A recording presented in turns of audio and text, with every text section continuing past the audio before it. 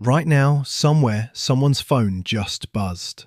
Payday notification, and in the next 10 minutes, they'll do exactly what they did last month. Open the banking app, look at the number, feel briefly good about it, and then let it sit there, undirected, waiting to see what happens to it. That 10-minute window is the single most important, most wasted moment in most people's financial lives. Not the big decisions, not should I invest, not should I buy a house, this one. The 10 minutes after your pay lands, before you've decided what any of it is actually for. So here's the list. 5 things, in order, every single payday, that take less time than making a cup of tea. Do them once, set them up properly, and you never have to rely on willpower again. Because none of these depends on you remembering to be disciplined next month. They just happen. Step 1. Move your savings out first, same day, automatically. Before bills, before anything discretionary. The first thing that should happen to your pay is a fixed amount leaving for savings, on the same day, every time, automatically. This isn't just good advice. There's actual research behind why this specific ordering works. 2 economists, Thaler and Bernarzi, ran a real-world experiment on exactly this problem. People know they should save more, and consistently don't, month after month, even when they mean to.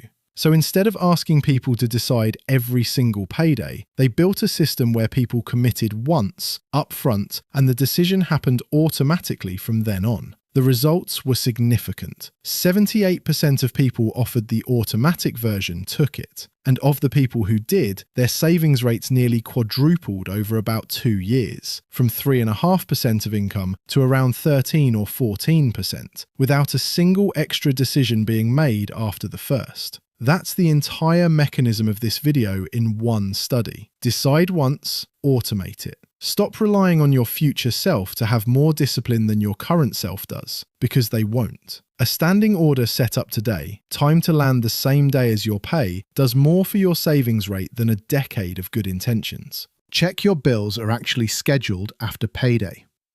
This one takes 90 seconds, and most people have never done it. Go into your banking app and check the dates your direct debits are scheduled to leave. Not when you think they leave, when they're actually set to leave. If your pay lands on the 28th and your rent or biggest bill goes out on the 25th, you're relying on having enough left over from last month to cover it every single time, which is a genuinely fragile way to run your finances. Direct debit failures in the UK have been rising. Missed payments have climbed noticeably in recent data, and gym memberships and loan repayments fail at a much higher rate than utility bills, often because the timing doesn't line up with when people actually get paid. The old advice was, you'll get charged £25 for a failed direct debit. That's less true than it used to be. Plenty of UK banks have quietly dropped that fee in recent years. But the real cost hasn't gone away. A failed payment can still show up on your credit file if it's a loan or credit repayment. It creates a retry cycle that's genuinely stressful to deal with, and it's completely avoidable with one payday check. Does this date actually come after my pay lands, with a few days of buffer, not right up against it? If any of your bills are dated too close to payday, move them. Almost every UK provider will let you change your direct debit date with a single phone call or message. Do it once, and this problem never comes up again. Step 3. A 60-second subscription check. Not a full audit, that's a different video. Just 60 seconds, on payday, scanning what left your account since last time. You're looking for one thing specifically. Anything that renewed that you didn't actually use this month. Not, do I theoretically like this service? Did you open it, use it, get value from it in the last 4 weeks? If the honest answer is no, that's the moment to cancel it, right there on payday, while you're already looking at the numbers, rather than later. Because later doesn't reliably happen. And that's exactly how the average UK household ends up paying for subscriptions nobody quite remembers signing up for. 60 seconds, not a project, just a glance every payday at what's actually leaving. Step 4. Top up the emergency fund before anything discretionary moves. Once savings are out and bills are confirmed, the next thing that gets funded, before a single pound goes toward anything discretionary, is your emergency buffer until it's actually built. 3 to 6 months of essential costs is the standard target, and if you're not there yet, this is where the next slice of your payday goes, ahead of anything else optional. The reason this needs to happen on payday specifically, rather than whenever there's some left over, is that, for most people, whenever there's some left over is never.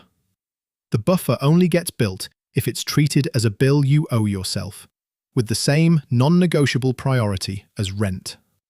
Once it's built, this step still happens every payday. You top it back up whenever life dips into it, rather than starting the whole habit again from scratch. Step 5. One action for future you.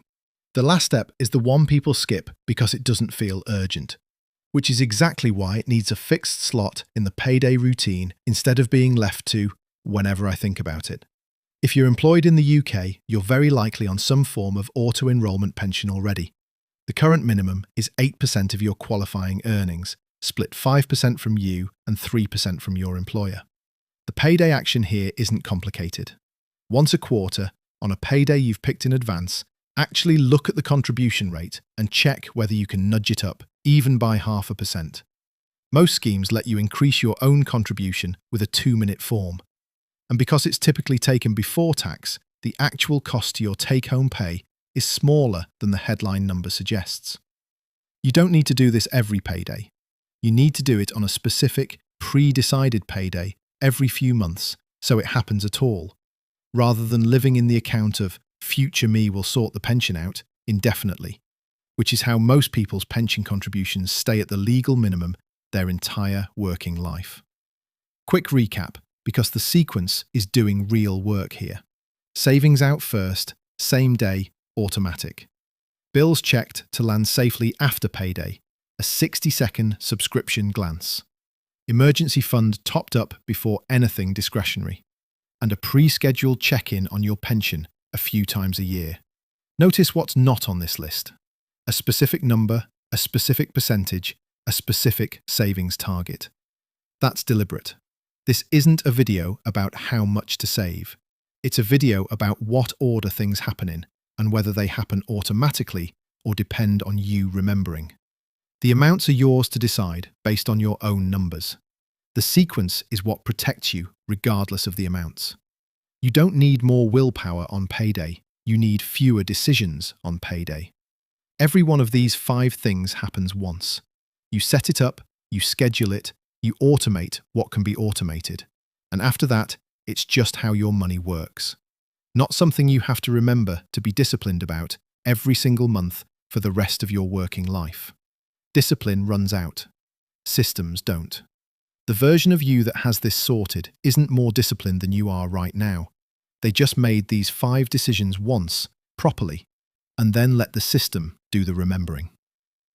That's it. That's the whole video. So here's what I want to know in the comments. Which one of these 5 are you actually not doing yet? Be honest. I'm curious which step trips up the most people, because it's rarely the same one for everyone. If this helped, hit like and subscribe if you're not already. Proper Pence puts out UK-focused personal finance videos every week. See you in the next one.